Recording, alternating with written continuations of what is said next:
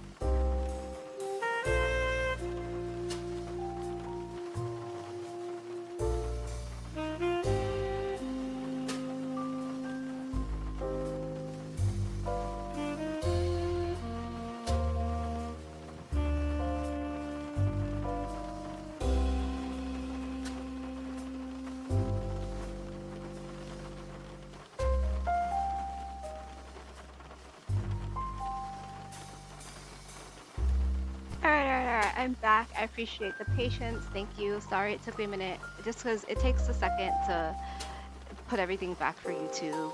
I really should just have a template pulled up with everything on it, but there's still a couple things I have to tweak for these lives.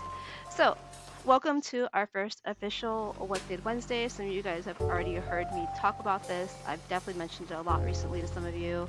I really have an interest in true crime and murder and mystery and all of the morbid, horrible things. I know that's so generic of me, but it is what it is.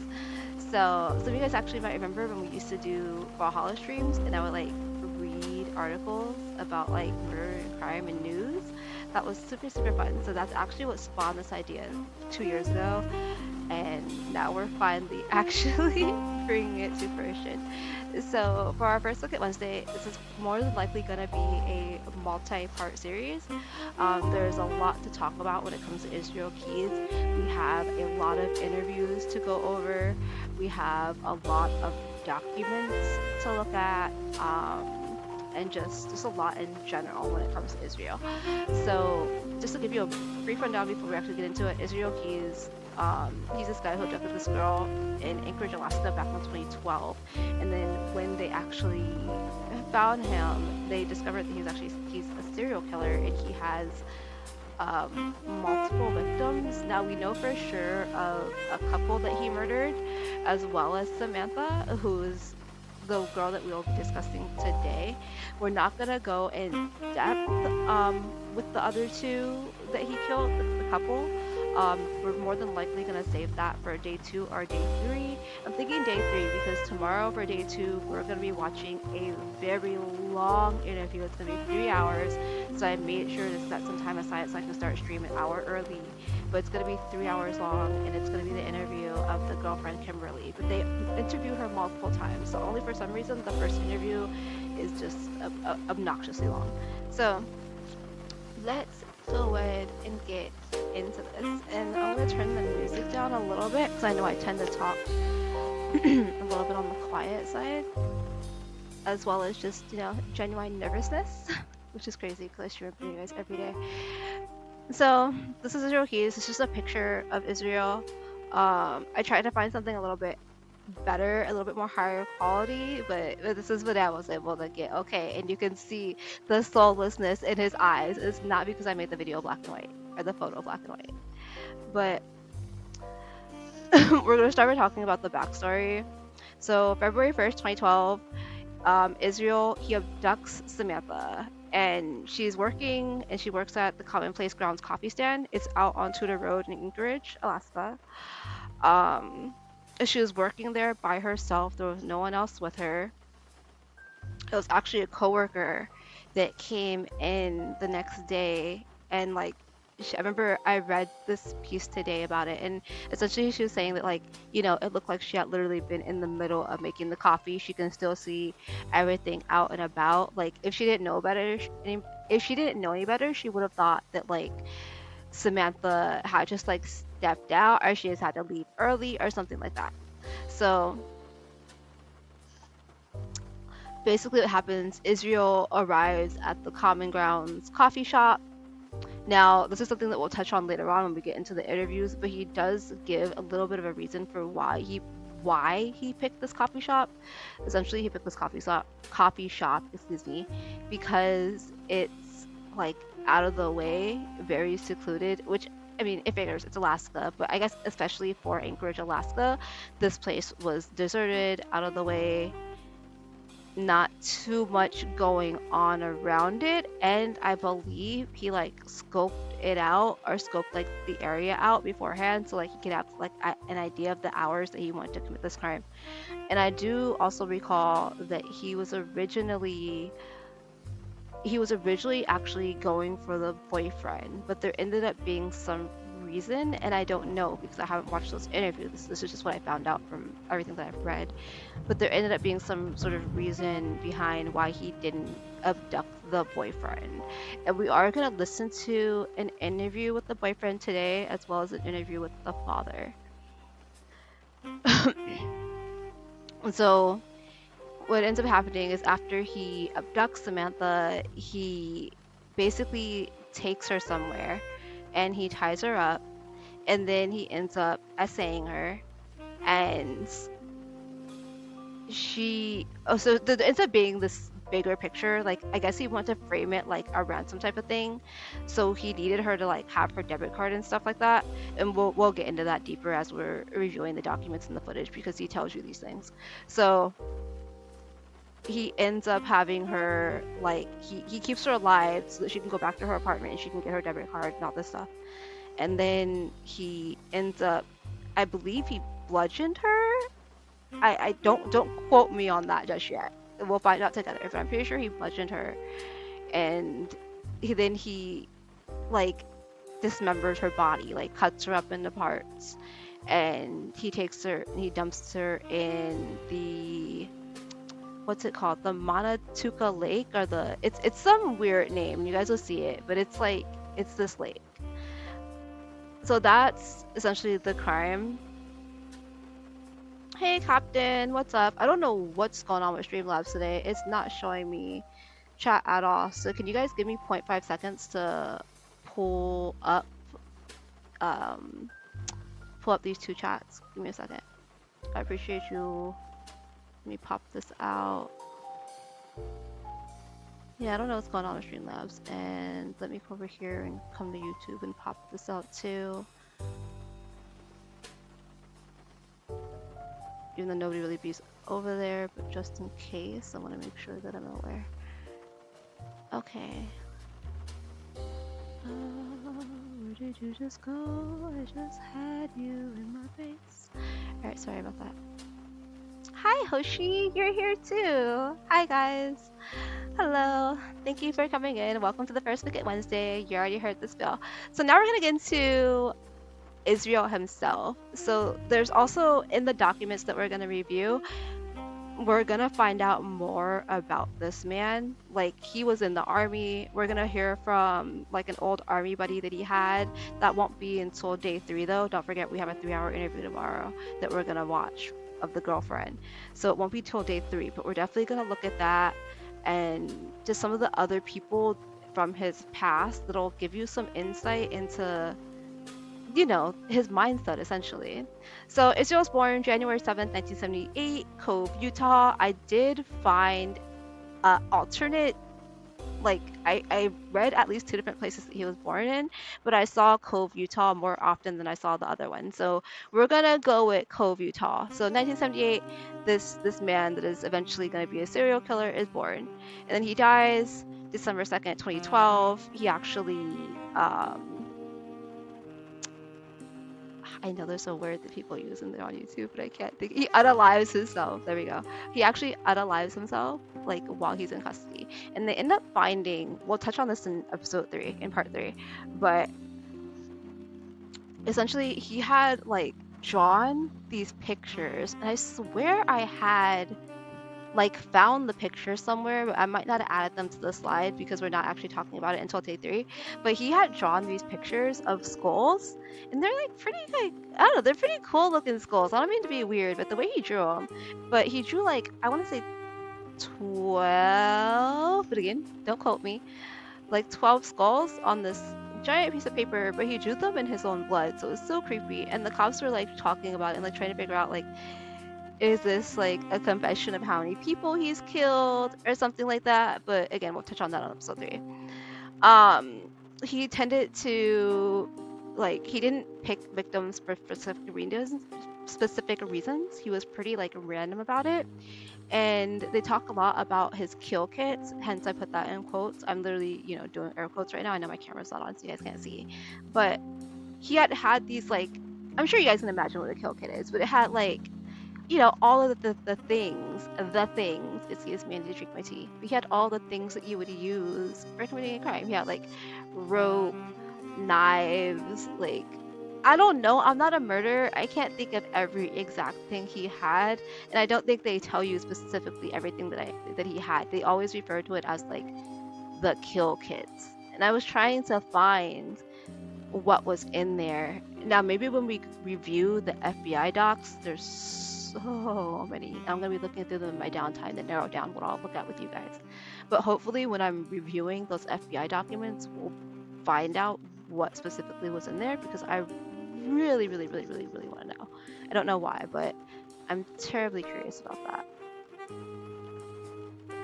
So, hold on. There we go.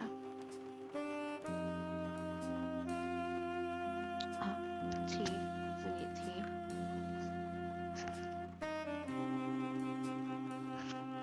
Also, can you guys hear me okay? I hope you guys can hear me okay. If you can't, like, let me know and I'll try to be a little bit louder. So yeah, he had stashed these kill kits, like, all around the US. They weren't in a specific place. They were found in various places. And I just saw, as I was researching more about this, but I just saw this month, like, well, it was either December or October. I'm gonna say again, don't quote me, but very recently there was another kill kit found. I don't remember where, but it was. There's also, I don't know, okay, so he did bank robberies. Now, I didn't really do a whole lot of in-depth research about that because I was focusing more on, also, hello, Sayin, welcome in. Hi, happy Wednesday. I was focusing more on the murder aspect, even though, you know, he did do all of these other things. And maybe when I'm building for episode 3 or 4, maybe I'll touch on that more, and I'll go more in depth on, you know, the other crimes that he was committing and the other things that he was doing aside from murdering people. Now, again, don't forget, I did say that there's 3 known victims, but they're very positive that this man is a full out serial killer. I know you guys can tell I'm nervous. I'm sorry. I don't know why. I shouldn't be. They actually captured him March 2012, and that was after Samantha. So that's when they found out that he was a serial killer and all of that. So a little bit about who he was. So he was the second child of 10. His family were very, very, what is the word? I don't want to say Mormon. They weren't Mormon, but they were something, they had some type sort of like religion that made them how they were, if I understood correctly when I was reading about him. And they didn't believe in like government, they didn't believe in traditional schooling, they didn't believe in, they were like highly anti-establishment. So his family moved to Culver, Washington, and they ended up joining this white supremacist church, which I'm sure probably had an impact on his mental health, and like not even just his mental health, but you know how he viewed the world, because that's just a lot of hatred to start having around you at a very young age, in my opinion. But this isn't about my opinion, so I'll keep that short. He was estranged from the family after he essentially decided that he didn't want to conform to their belief system. He didn't want to believe the things that they believed in. Also, there's a piece in here that I didn't mention, but they ended up moving. So where I mentioned that they're an unconventional family, I remember now why I put that. So they ended up moving out to like basically the middle of nowhere, to like this forest kind of area, very secluded, very by themselves, and kind of living off the land. It's really weird. And he ended up like killing animals and things like that back then. So I just thought that was interesting. I didn't put it in the slide, but I do remember that piece. So he joins the military in 1998. He served as a specialist in the Alpha Company. I don't know exactly what that is. Maybe you guys do. I don't know anything about Army stuff. I should have asked my brother. He was stationed at Fort Hood, Texas, Fort Lewis, Washington, and in Egypt. And remember, we will talk to an old Army buddy, because he was even kind of strange back then, from the little bit that I did read about him and his like Army era. He was a heavy drinker, but he still like was a high achiever in the Army, I guess, for lack of a better word. Like he still, you know, did the things he was supposed to do. And then he was honorably discharged in 2001, and he ended up settling on the Makah, I hope I'm pronouncing that right, my apologies or not, reservation in Washington. I want to say that's in Puyallup, Washington, but it might not be. So he ends up having a daughter. He marries a girl. Well, they didn't get married, but he ends up being with this girl on the Makah reservation, and they had a daughter back in 2001. And then after that, there was like a couple years where things started to get rocky, and they ended up separating, but he kept his daughter. And he moved to Alaska, and that was in 2007, and he had a new girlfriend. Now the new girlfriend is I want to say an RN, but she might not be an RN, but she is a nurse. She is some sort of nurse in the medical field, but whether she's an RN or a BSN or, you know, one of the very many levels of nursing, I'm not sure which one she falls into. So the girl who ended up kidnapping SamanthaKoenig, she was kidnapped February 1st, 2012. She was kidnapped from that coffee stand, the one that I told you guys about. Coffee, it was, what was it called? Common Ground? I want to say it was called Common Ground Coffee. Yeah, the Common Ground coffee stand. So that's where she was abducted from. He assaulted her. I told you guys he essayed her. He dismembers her body. And then after that, and remember, he also like had held on to her for a little bit because he needed her to get her debit card. So she goes home, she gets her debit card, comes back, he ends up killing her, dismembering her body. And then now I don't know if he stores her in the shed before he dismembers her body or after. I don't know. But then he went on a vacation, and we'll see that in the timeline because I like there's like a whole little timeline, so you guys will see the movements that he took. So he created this ransom photo, which I tried really hard to find a copy of that ransom photo, you guys. I really, really, really did, but I couldn't find one. I couldn't find it. I know that it's referenced in the FBI document, so we'll get to see what was said in the ransom document, like, but we're not gonna get to see a photo because I haven't been able to find one. If I do, I'll add it in episode 4. So he ends up, remember the whole thing about the debit card that I was mentioning? So that is why he wanted it. So he created that ransom photo, and then he takes money out of her bank account. That's essentially how they end up tracking and finding him, is through tracking her bank account and the movements and like the ATMs that he was going to. So they ended up finding her remains on April 2nd, 2012, and then he's arrested later on.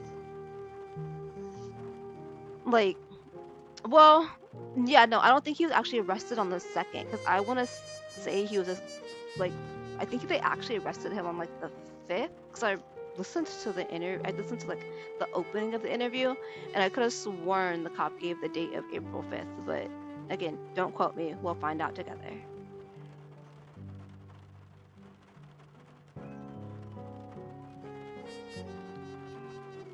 Okay, so, hold on.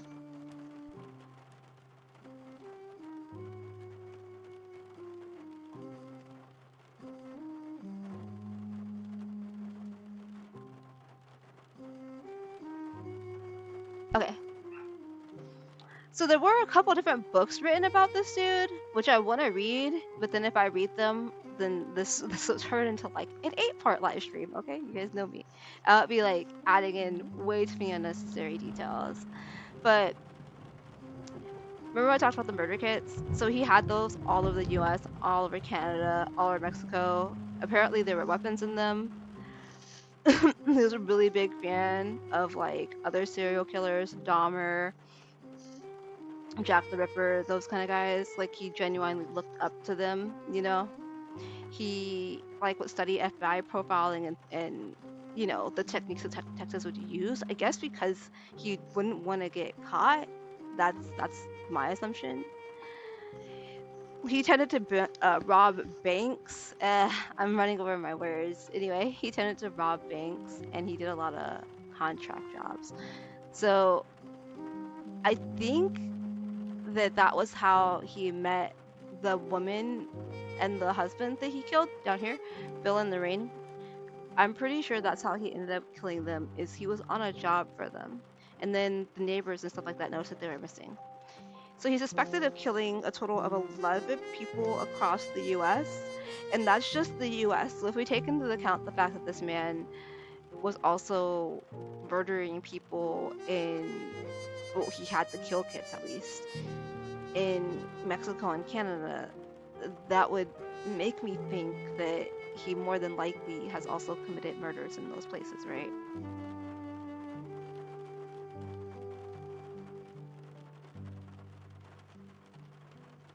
Ah!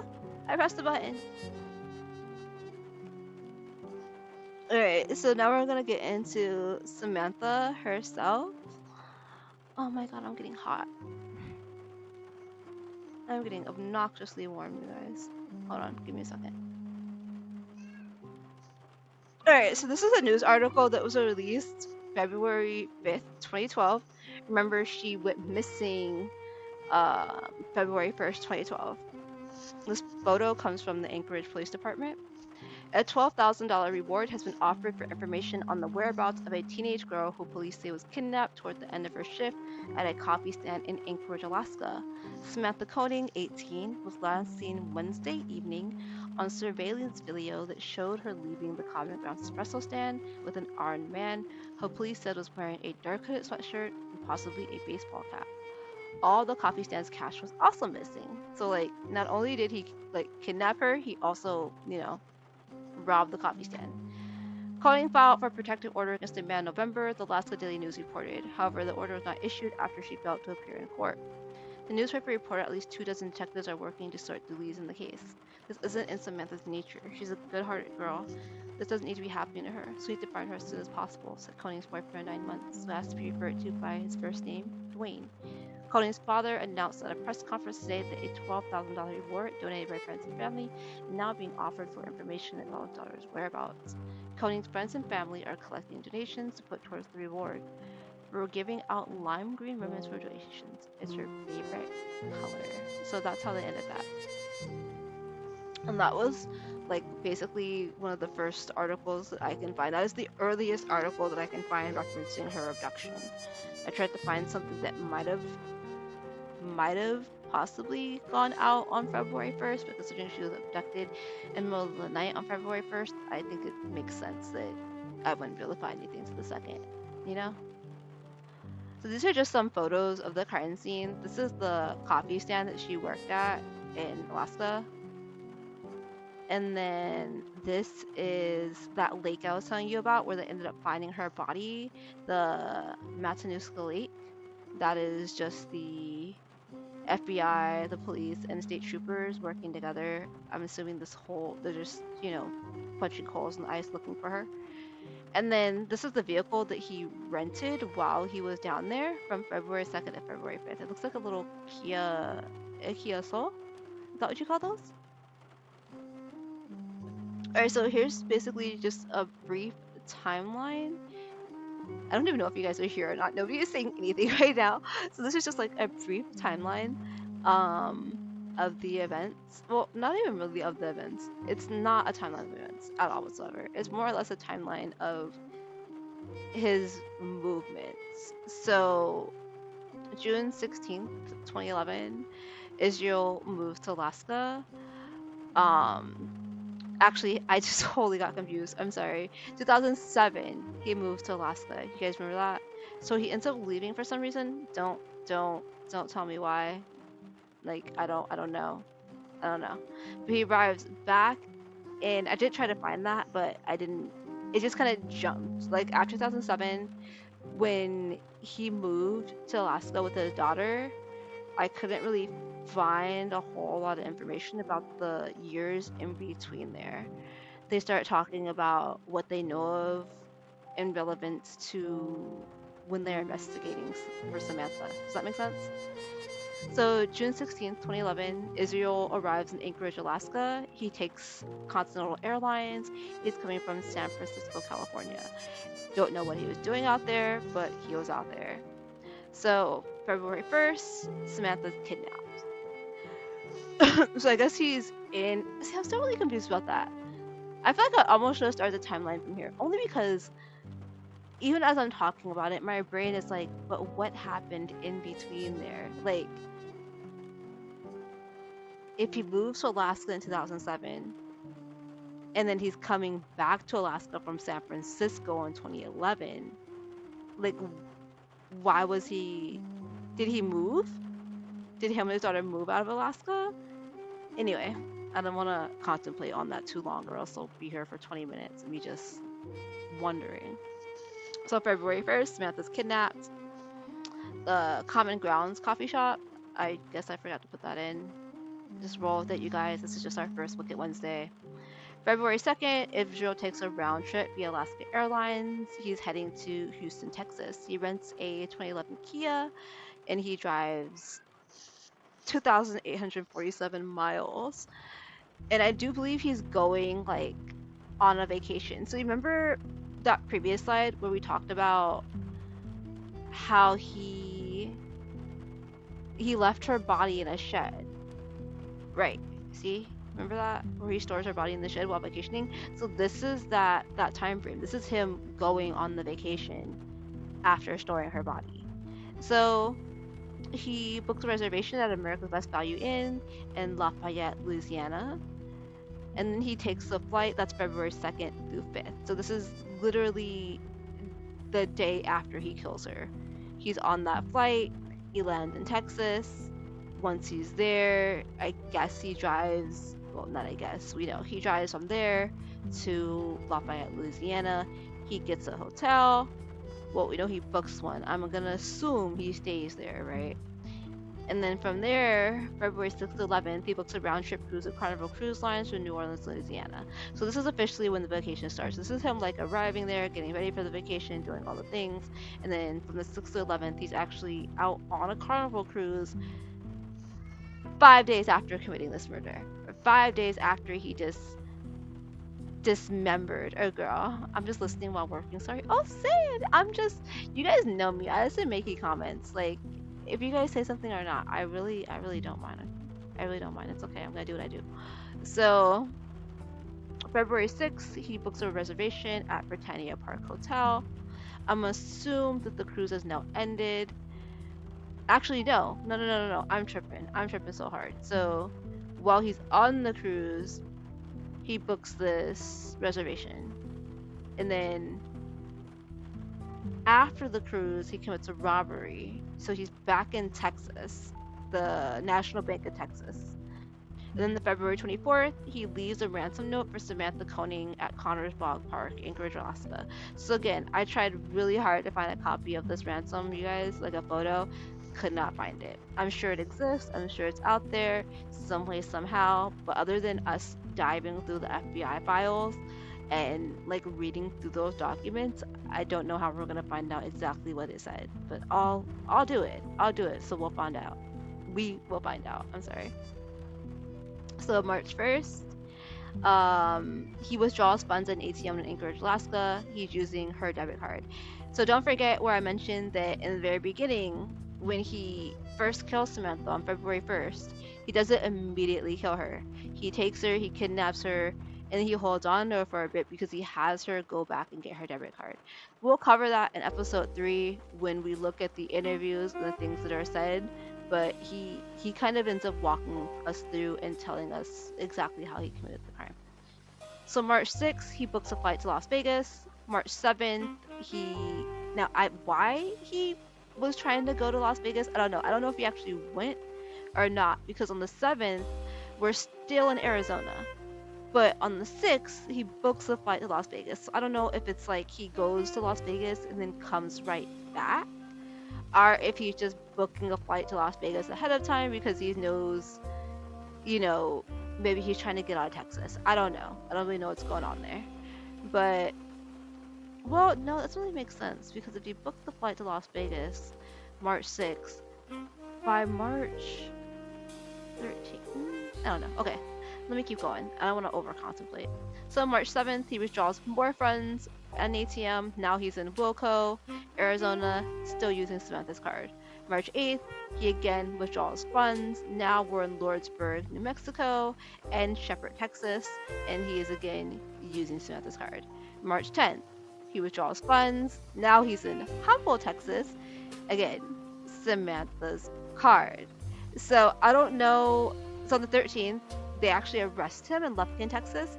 I don't know if it's because he uses a card there, or if they have just been like kind of following the trail. I don't have a map in front of me, and I don't know the area of Texas. So I don't know if like it would have made sense if they're looking at a map to be like, oh, okay, they're in this town, then this town will be the next one over. Like, I don't know. If anybody knows anything about Texas, let me know, because I definitely don't know how that works. I guess I have to look at a map, which I'm not going to do right this minute. So that is essentially the timeline of his movements. He ain't too smart.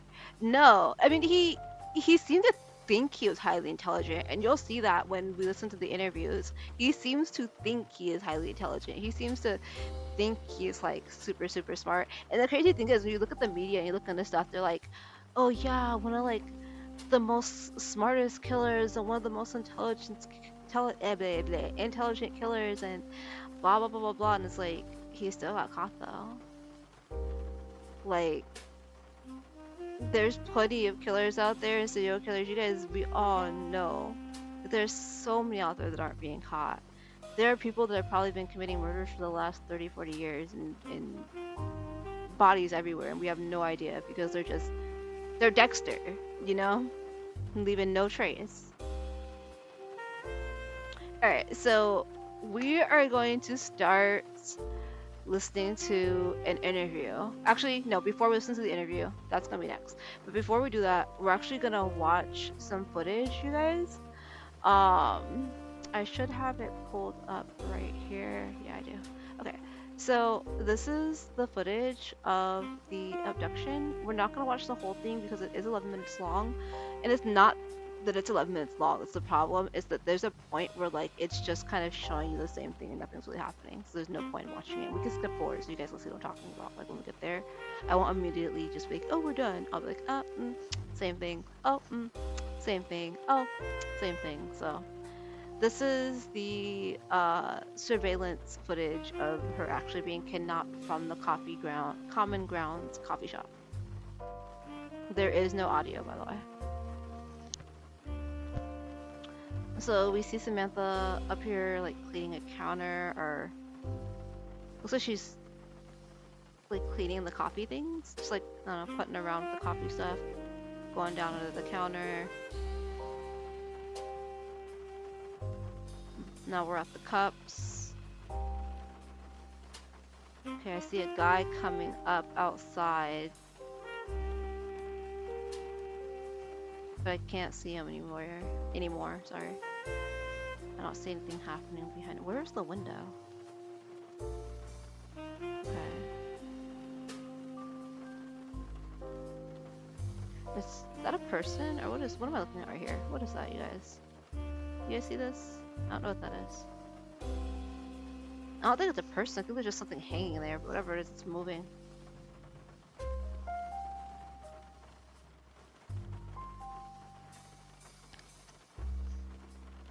Okay, I saw a car drive by.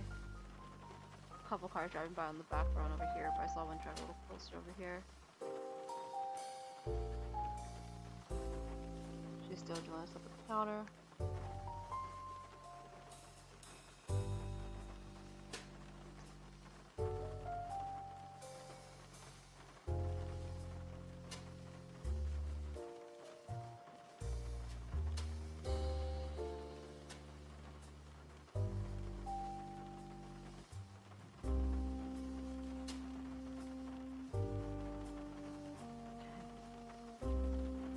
I'm like watching so close to make sure I don't miss something.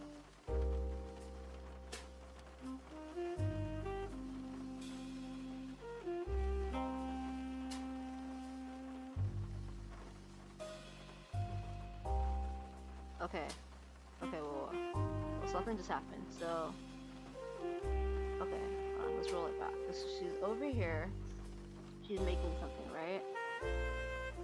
Or she's just doing something at the counter, and then she goes towards the window, then she steps back, she steps forward, now she's holding her hands up like a don't shoot me kind of thing, right? Like hands up. He must have told her to turn off the lights because now it's completely dark. We see her walking maybe towards the register.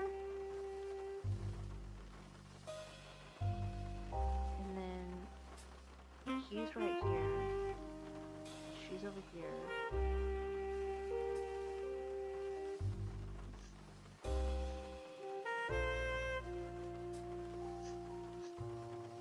Okay. I can't tell if he's pointing something through the window or they're having some sort of conversation.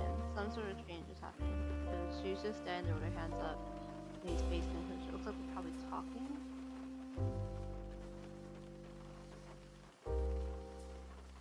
She's looking around.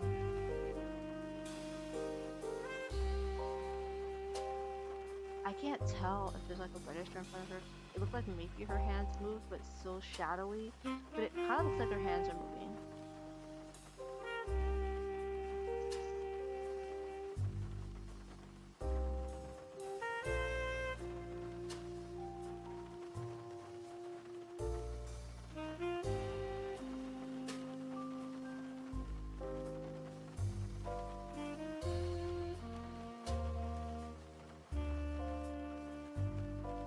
Since that, why TF would you be swiping the card the person you felt though?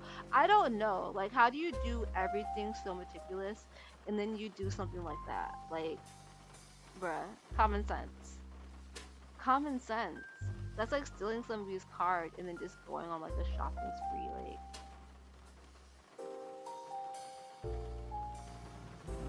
Like, okay, so she's definitely in the register now.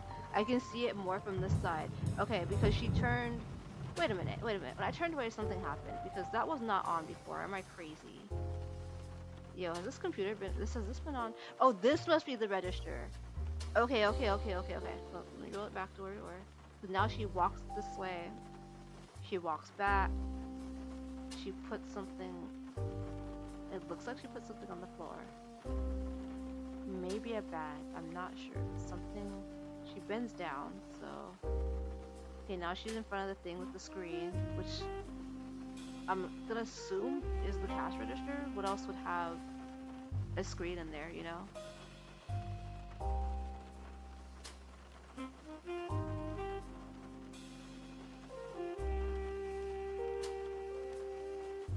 She's putting the money in the bag, if I'm assuming correctly.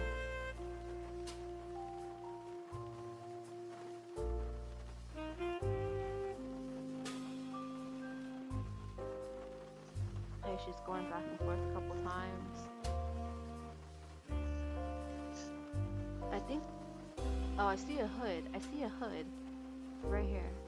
I'm pretty sure I see a hood. Hood, man. Okay.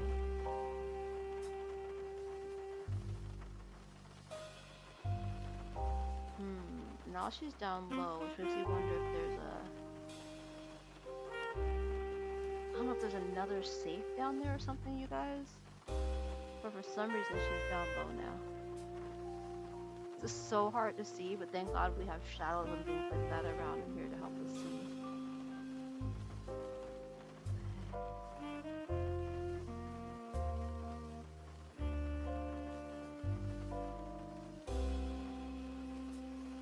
Crazy things, I can't see her from this angle at all. She's completely in shadow. We can only see her from this side.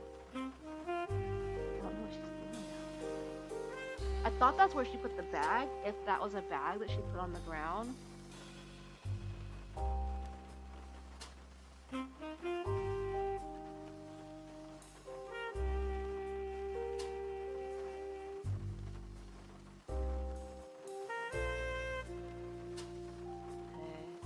He's leaning in. He's definitely leaning into the window.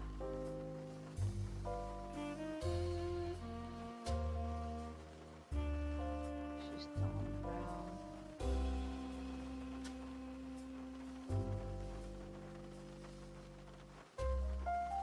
I can't see Shaman on screen. Yo, I had to turn off the lights in my room saying it's okay. Because this is so dark, I literally had to turn the lights off on my around me so that I could see what's going on.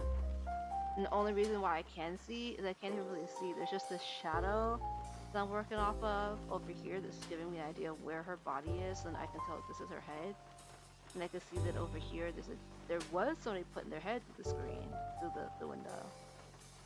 I thought. Yeah, because look, now his head's back out. The space is open. But before, the space right here, this gray space, was like a black hood. It's right there. Okay, see? Yep, it's back in. Okay, now he backed out.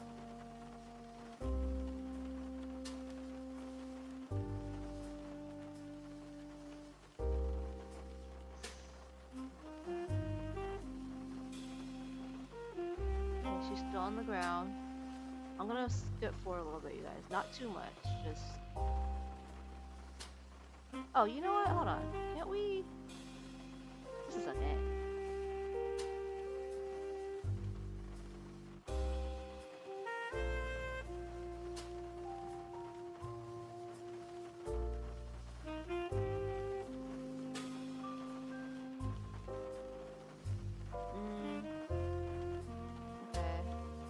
Okay, now she's getting up. Yo. Wait. Okay, I gotta slow it back down. Hold on. Because whatever just happened, I think he just came through. Do Did he just come through, you guys? Or am I tripping? No way. Okay, so yeah, she's down here on the ground, and then I see his hood right here. I see her right there. Okay, he backs up. Oh, okay, so he backs up so he can jump through. Oh shit, he just vaulted over that shit. Alright. So he's in now. He's in for sure. And I can tell she's down here, but I can't tell if he's just talking to her right now. Oh yeah, she's down here. Okay, so he just goes past her.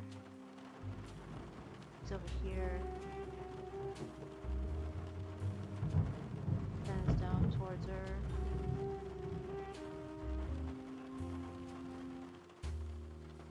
You can see they're moving, but I can't see what's happening.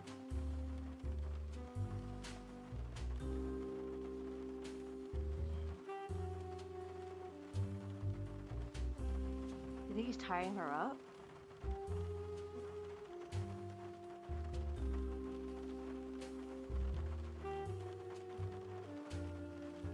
Okay, now he's back up, or he's starting to get up. Oh, he might have her on. He might be tying her up. I'm not sure. He might have her on the ground. It's like, what is this? Because he's wearing all black, so what is this?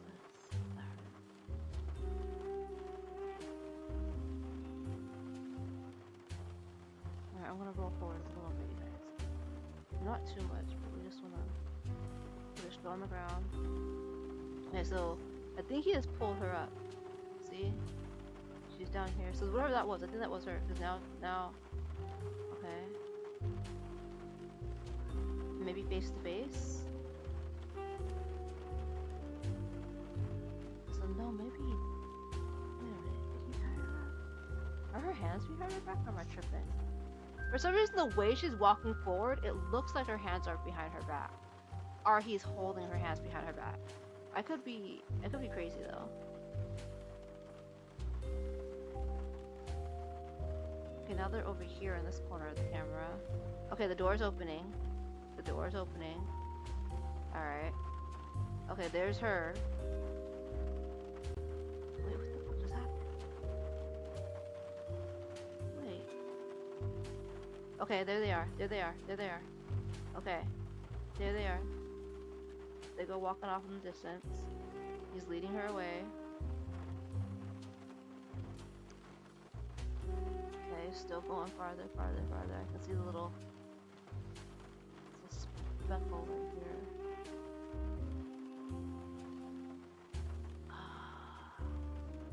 Oh, is that them?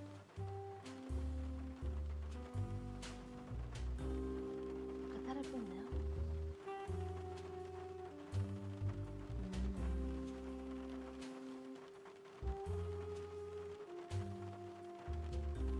I want to see if a vehicle drives ahead on you guys.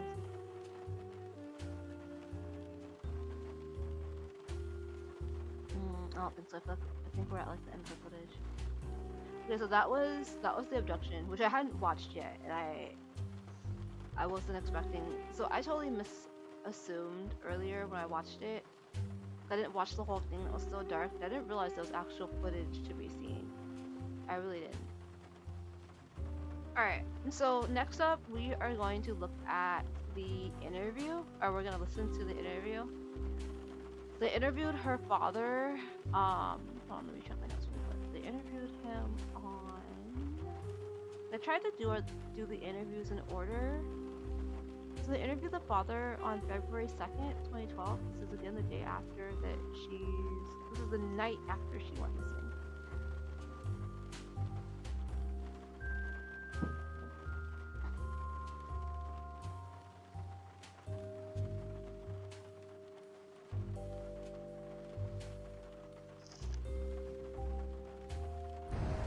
Okay.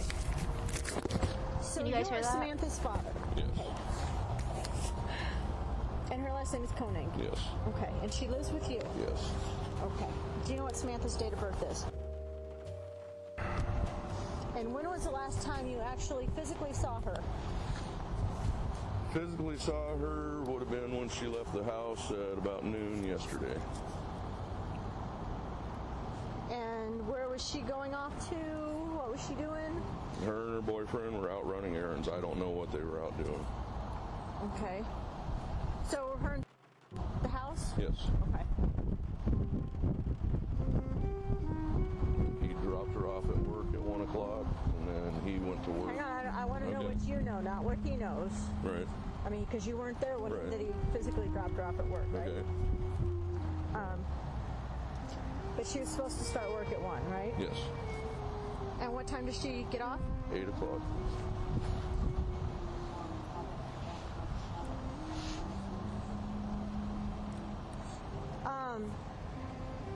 And did you talk to her during her work day at all? Yeah, I talked to her. It was between 6 and 7 o'clock when I took my lunch break. Okay. I had called her to see how her day was going and told her I was at Taco King, and she's like, "Oh, bring me dinner." Okay. And I said I would if I could. I don't have the time. Okay. Then that was the last I heard from her. Okay. So approximately 6:35, 6:40ish. Okay. So you didn't end up actually coming here? No. But she sounded okay and Yeah, nothing going everything on? was fine. Okay. Earlier that day, they had called me to make them Valentine's Day reservations so they can go to a hotel with a swimming pool and a jacuzzi. Okay. And so you're saying everything's fine between her? Oh, absolutely. No fights or No. anything like that? Hey, Cozy, welcome And in. did you, so did she ask you to make the reservation, or did he ask you to make the reservation? He did, but she was in the background. "Come on, Dad, I want a jacuzzi," and blah, blah, blah. Okay.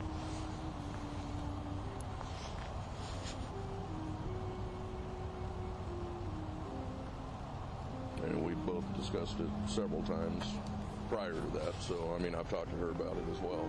Okay. Yesterday, he's the one that asked, and she was in the background. Okay.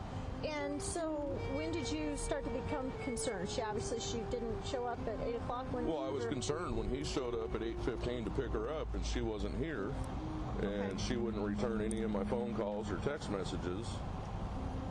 And I think at 11:55, he got a text message on his phone saying, you know, "F you, asshole, I know what Hey, you Cozy. did," or whatever, and Okay, sure. I'm going to stay with some friends for a couple days, let Dad know, and that's not her. That's...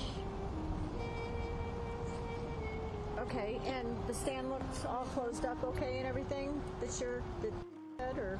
Well, no, from what I just talked to her boss, and from what he says, when the guy jumped through the window, he made her shut the lights out, then he came through the window, made her exit the building. They boarded up all the windows to make it look like nothing had happened. Haven't gotten that far yet.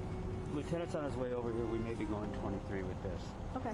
Okay, I need to interject for a minute. Sure. The owner's out of state, Right, and the owner has access to the video. right. Can we see the video? He says that your cybercrime, Well, they're not coming out unless we ask them. I confirmed that. So, well, he told me they were already coming out. Who told you that? The owner of this business. Okay. Do you know specifically who you spoke with? I don't know. okay. Yeah, so anyway, we'll get that wrinkled out, ironed out. I mean, I can call the owner and see if there's... We're going to need to talk to the owner. We're going to need his information. Is there any way, do you know if there's any way that we can view the video? I don't. I've Okay, never can I get the been owner's told. name and phone number?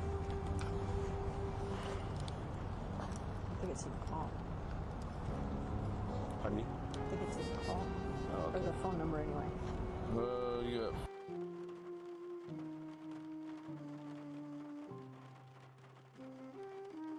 And his name is? I didn't catch his name. Her name is... I spoke to her and her husband. I don't recall his name. Okay. This happened last night, and this has been open all day. I believe they opened probably Okay. 5 o'clock, like All right. all the others. I'll work on that. So you want me to just 10-10 for right now? Yeah, just take general for right now. We'll Okay. find out what's going on. Okay. So let's go back. It's now 8:15. To pick her up. She's not here. So does he come home or? Well, no, he was took off from work to come pick her up, and then he called me, said she wasn't here. Okay. I think it's... Hello. Yeah. No, I haven't, and I'm talking with the police right now. Let me take care of this. I don't know. Some guy jumped through the fucking window at her work and took her out of the building. So, let me deal with this right now. Yeah, okay. Who's my ex-wife? Oh, okay. Mom. Yeah, if you want to call it that. Okay. So he called you and said she's not here. Said she's not here, that she said she was going to try and call her cousin to come pick her up. But she said, so she got a text message for that, or? No, spoke with her on the phone at 7:45 last night, saying that he was going to be heading out this way. Okay. And he asked if she had contacted yet. She said no. What time is it? She didn't realize it was getting so close to her getting off. Uh-huh. And I've already spoke with her cousin. He was working last night, and he didn't come by and pick her up. Okay, so was just supposed to come by and pick her up? No, she was going to call and see if he can come get her. Since he had Samantha's truck at work, she was just going to have to pick her up and bring her home. Okay, but He ended up getting off work, and he took his lunch, came over here to pick her up, to have her bring him back to work, and then she'd take her truck and come home. Okay. All right. So he was driving her truck last night.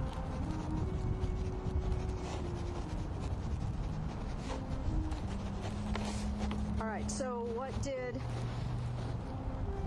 you do, or what did you guys do after you found out she's not here and pick her up? He called me, asked me if I heard from her, that she wasn't here. I said, no, I haven't heard from her, and I just pretty much started calling her and texting her, trying to find out, let me know what's going on. Uh-huh. He finally gets off work and comes home at What about time 11. was that? 11? And then 11:55, he gets that text message saying, F you, asshole, whatever, you know. Okay. So the text message was, F you, I know what you did. Yeah, along them lines. He's got it on his phone. But it wasn't in the way she texts and types and talks. And Okay. I know what you did.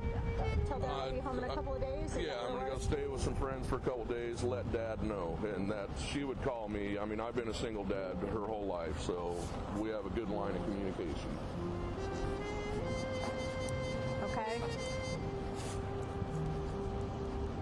And so he told you that at what time? What time did he get that text? 11:55, I believe. Okay. So then what happens? Been up all night trying to call her and text her, and Okay. that was the only response we got from her. Apparently, her boss got a couple of text messages from her. Her boss asked if everything was all right because she never set the alarm when she was taken out of the building last night.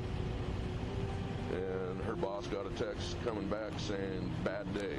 And she didn't have a bad day. She was in a good mood all night, you know, when I talked to her, when he talked to her. So someone else was sending the texts on her phone just to buy more time. Okay. So then what happens at 3 o'clock? Something about... He went out to look and see if her truck was still in the parking lot. Why would he do that? He's worried about her. Okay. Just maybe she's going to come by and get it or something. I don't know. I mean, I'm going out checking on it too. But just so happens he goes out and checks on it, and there's some guy in a ski mask inside of her vehicle. And you guys called the police? No, he had the key. I mean, you guys can't do anything if he ain't breaking and entering. And the guy already ran down the road. We didn't get a description. You know, guy in a black ski mask didn't say anything when came out on the porch and asked him if, you know, what he's doing or whatnot. Uh-huh.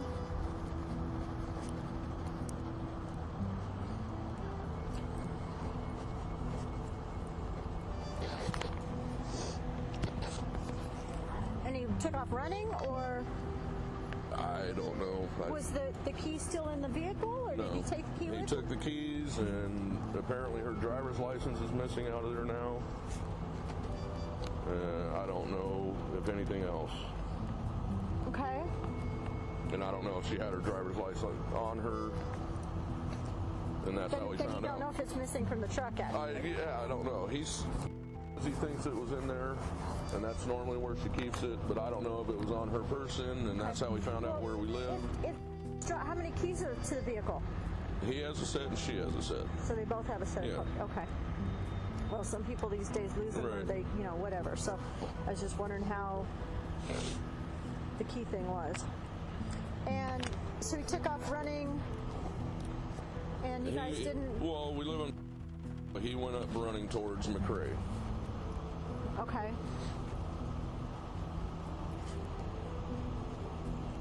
And I got my dog out there and started going up the road, and there was you just didn't think the police would help?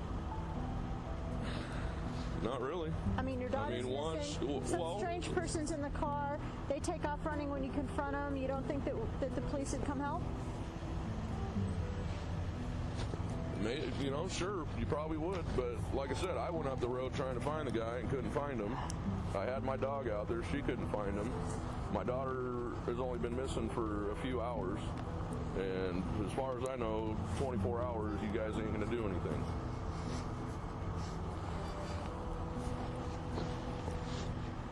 Okay, does your daughter do any drugs? No, Alcohol? no,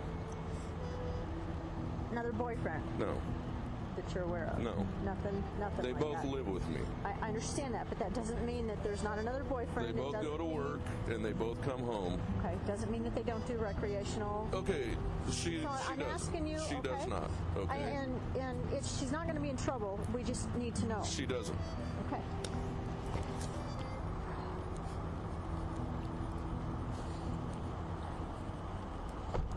I pressed the wrong button. I meant to pause this for a second. So I also know, but I'm not going to. This is a brief intermission. So I was going to interject really quick and just mention that this interviewer. And Wow. how often did you guys go check for the vehicle? Every half hour. Okay.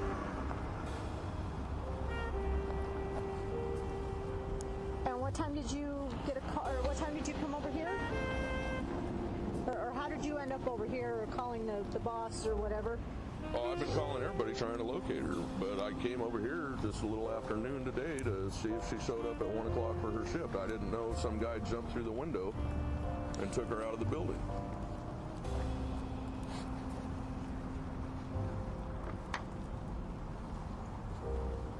And did the boss take it upon themselves to look at the video, or did you call? Or Yeah, because apparently when the girls got in this morning, all the money was gone. The place wasn't cleaned up like it should have been. And the girls didn't call the police? No, they called their boss, I'm sure. So her boss finally called me today, and she said she reviewed the tapes, didn't see anything out of the ordinary, and then her husband told her that she was looking at the wrong tapes from the day before or whatnot. So they looked at last night's tapes and realized somebody did take my daughter out of this building. Okay. And I don't know if there's any other cameras. Okay. All right. All right. Let's just hang here for a second. As soon as Officer Hamish gets finished, we'll let you go have a seat and stay warm, okay? It's 13:20 over at the office.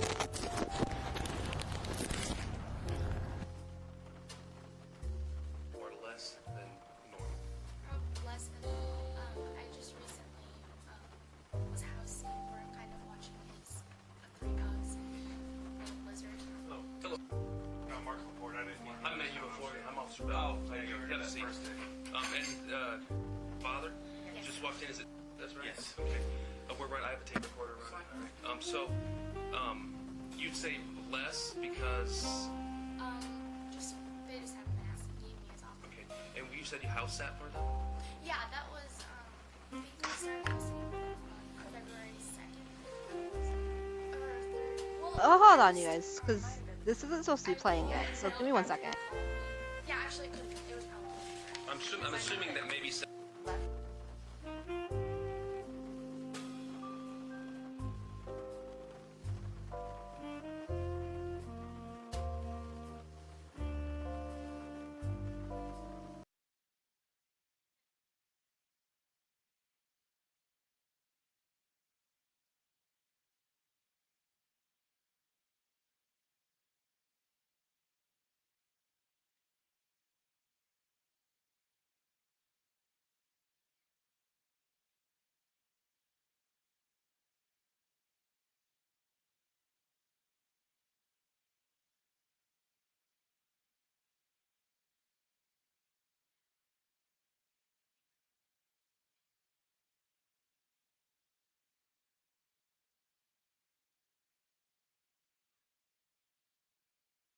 Okay, sorry about that. I had to get that together. I figured out what was going on. It was a mistake on my part. So that was the interview with the father. I really just want to say that I feel like the person that was conducting that interview definitely could have handled it with a little bit more grace. Um, just kind of the way she went about asking some of the questions and the tone. Um, I don't know. Like, why did he have to tell her like 5 times that his daughter didn't do drugs? Like, she kept pushing. Like, I mean, I get it. I know what she's saying, that there are people out there that you don't know, but not all families are like that. Some families are close and they wouldn't know whether their child was, doing drugs or any other habit. Um, but yeah, just in general, the way she did that was not my favorite cup of tea. All right, so the plan was originally that we were going to listen to the second interview of the boyfriend, but I'm not sure what time is it? 7:45. Let me check how long this is because remember we're only here until we're only here until 6. So I don't want to go over. Just give me a second. Hopefully it's not too long, but if it is, then we won't watch it right now. We'll watch it for part 2. Yeah, this is 25 minutes, so we don't have time to watch the boyfriend interview, which is okay. Instead, what we're gonna do is I'm gonna skip ahead to this other section that we were gonna do. We're not even gonna do intermission. It's fine because we didn't do a full 2-hour stream. I was planning for us to have a couple extra minutes to just, get a breather in after all of that. So what we're gonna touch on a little bit very quickly, and we're not gonna even go in depth because again, we're gonna have to do I guess day 2 tomorrow. We'll finish part 2 and then we'll finish part 3, but I will touch on this a little bit just to fill our time quota a little bit. Turn that off.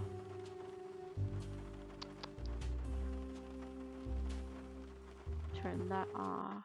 Okay. So we're gonna looking at a couple of the FBI documents that were released that I was able to find. I'm just gonna kind of read through them with you guys, and we're gonna see what we can learn. And we'll read through, if we don't make it through all of the documents, because there's only a couple that I put in for this section, excuse me, because we're gonna have a whole day where I basically review these more in depth. But this one is essentially, it's just talking about them discovering the case. So on February 3rd, 2012, at approximately 10:15 a.m., the Anchorage Police Department requested assistance in the investigation of the suspected robbery and or kidnapping of Samantha Koenig, date of birth 8/30/1993, which is believed to have occurred at approximately 8 p.m. on February 1st, 2012. Koenig was working alone at the Common Grounds coffee stand, which is located near the intersection of Tudor Road and Fairbanks Street in Anchorage at the time of this incident. According to APD surveillance video footage and information received from Koenig's boss and boyfriend, different individuals, so thank you for clarifying, appears to support that she was robbed and or kidnapped during the aforementioned incident. I mean, even we watched the footage, you guys, and I definitely I concur. I agree. That is an accurate description of what happened. APD has been and continues to aggressively pursue all available leads, but has not yet been able to locate Koenig or conclusively determine if she was robbed and or kidnapped. In particular, APD requested assistance in the location of Koenig's cellular phone bearing number 907-884-8370, which she appears to have been using immediately prior to and possibly after said robbery and or kidnapping. Consequently, it is recommended that caption matter be opened and assigned. So this is just the document talking about them discovering the case and the phone call, and all of that. So the next document that we're going to look at is the FBI made a request to the Human Scent Evidence Department for help with getting dogs, and I'll read this one too. So, to request assistance of the humans sent the evidence team in investigation of the disappearance of Samantha Koenig. On 2/7/2012, the Anchorage Police Department requested assistance to the Anchorage Division in the investigation of the disappearance of Samantha Koenig. AP was contacted by Samantha's father on 2/1/2012, which advised Samantha did not return home from her job at a local coffee stand. Samantha is an 18-year-old female who was last seen on the evening of February 1st, 2012. She worked at a drive-up coffee stand in Anchorage. Video surveillance in the coffee stand shows a male entering the coffee stand, abducting Samantha at gunpoint. APD and FBI continue to follow up on leads, but there are no solid leads at this point. Ryder is requesting the assistance of ERTU Human Set Evidence Team. I just thought that was interesting, that's why I added it in. So the next page, that again, there's gonna be way more of these, which is why we're just gonna touch on this for tonight. But this one is talking about another request that they did. This is the request to the Behavior Analysis Unit to request Behavior Analysis Unit to assistance in the caption case. On February 16, 2012, the Anchorage Police Department contacted and requested assistance in preparing an investigation strategies and profile of unknown offender for capturing the adult kidnapping / missing person case. Anchorage is requesting Behavior Analysis Unit 2 assistance in these matters. Koenig is an 18-year-old female who was abducted on February 1st from the Common Grounds Coffee Shack where she worked. Anchorage has numerous small drive-up coffee shacks located in parking lots throughout the city. Video surveillance of Common Grounds shows a single offender approach the coffee shack, jump through the window, and leave with Koenig. Anchorage will provide additional reports, videos, and photos. So it looks like that was their next piece. After they sent out that request for the dogs, then they started reaching out to the Behavior Analysis Unit. So, wait. Did I space you guys? Hold on, because I was tired when I was finishing this up, so I might have. Okay, we'll have to change that for next time. So this is just them requesting that some evidence is transferred. So they ended up. I think it was the ransom letter. So they found a ransom letter. And it was folded up inside of a Ziploc bag, and it was posted on a signboard at the corners of Bog Park in Anchorage, Alaska. An above alleged ransom note was recovered by Anchorage Police Department in Samantha Koenig kidnapping case, requesting assistance in evidence processing of the note. Now, there is a piece in here, I think that I put in about the results of when they looked at the print, when they looked at the typewriter print that was done up on. If that makes sense. Hey Canal, welcome in. How are you? What you mean, she's? Alright, so this is where they end up changing. So it was originally let me just read it because I cannot explain, even though I know that I read it earlier. I don't know how to actually explain it. So they had changed it. It was originally titled something else, but because they're pretty sure that she was taken across state, our national boundaries against her will, they ended up changing it, and now it's. I don't know what they changed it to. Cause I'm trying to skim. My eyes just title department changed to reflect the possibility. There's a police controversy. Okay, so maybe they just didn't tell us, or I'm just retarded. Don't judge me, you guys. Breathing's so great. LOL, just listening to your story time. Appreciate you. Maybe I just skimmed that too fast. Hold on. Oh no, it's right in front of my face, you guys. Duh. Sometimes I have to slow down and read. I'm sorry. But so they changed it from, it was originally domestic police cooperation that they needed, but they changed it to a preliminary kidnapping investigation. And that's because she was taken across state. It's really different reading this type of lingo. Like, I don't really read FBI docs or that kind of paperwork, so we're learning. Okay, so on February 3rd, 2012, the Anchorage Police Department contacted the FBI requesting technical assistance in its investigation of the robbery and disappearance of captured victim. That would be Samantha Koenig. Surveillance video taken from Koenig's place of employment suggests she may have been robbed and taken against her will. Cellular telephone activity showed Koenig's phone was active up until and shortly after she disappeared. Now, do you guys remember when we listened to the interview with the dad a little bit ago? He mentioned that. He mentioned something about like there were texts, I think he said. Like she had sent out a text, so somebody had heard from her.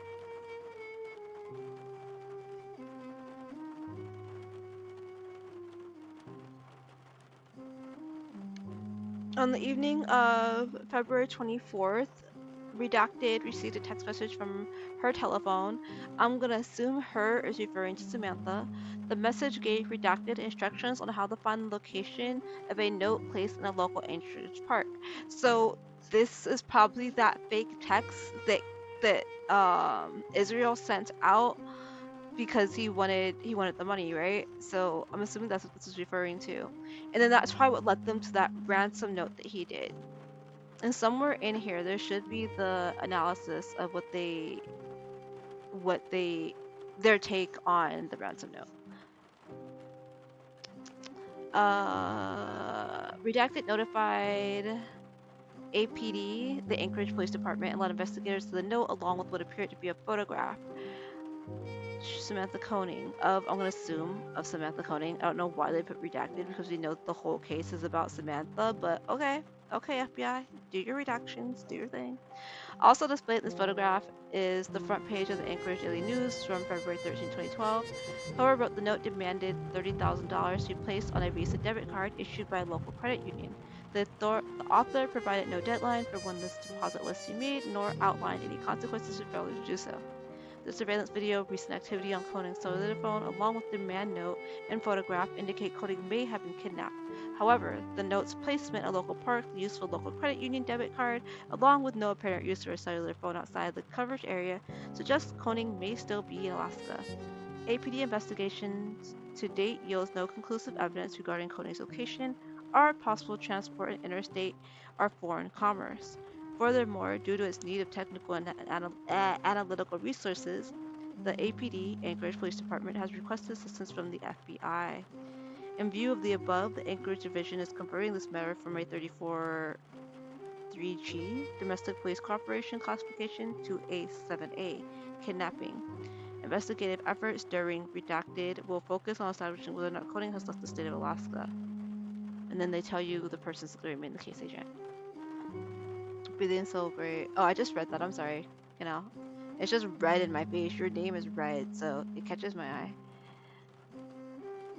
We're almost through for the night. We were gonna go longer, but I started 20 minutes late. So part 2, I'll have to adjust the layout and the outline for stream tomorrow because it's gonna be a little bit different because of the way the stream ended up. Oh, I found it. Okay, this is it. This is, remember the ransom note? This is the analysis, the report of examination. So the date that the Anchorage Police Department gave them that ransom note to investigate was February 27, 2012. The item listed below was received in the question documents due note on February 29, 2012. Page beginning 30K deposited. So that is the ransom note. This report contains the results of the question document examinations. The results of the examinations. The Q1 typewriting most closely corresponds to the laboratory standards for a Courier Pica, P-I-C-A, type of type, having a horizontal spacing of 10 characters to the inch. The style of type is available on numerous foreign and domestic typewriters, so it doesn't sound like this is going to narrow it down. The Q1 typewriting was produced utilizing a carbon ribbon. Carbon ribbon contains readable text, which can be associated with question typewriting. Should a suspect ribbon be located, it should be submitted to the laboratory along with resubmitted Q1. The back, okay, so if they find that, but if they don't. The back of specimen Q1 is produced from a color inkjet printing process. If I remember page 2, there is supposed to be a second page to that, you guys, but all it does is say what it originally said, that what they found in the type isn't enough to be conclusive to really help with anything. It's just standard typewriting kind of stuff. All right, guys, it is 7:59, right on time. All right, guys, it is 7:59. Thank you for hanging out with me today for our first Wicked Wednesday. I appreciate anybody that showed up, anybody that came through. I'm so excited to keep doing these with you guys. Um, I'm thinking that I'm probably gonna start doing them pretty regularly, so they might not even be called Wicked Wednesdays anymore, because we're definitely doing one tomorrow, and tomorrow's not even Wednesday. So what am I gonna call that? You know, Wicked Thursday? That doesn't work. That's not alliteration.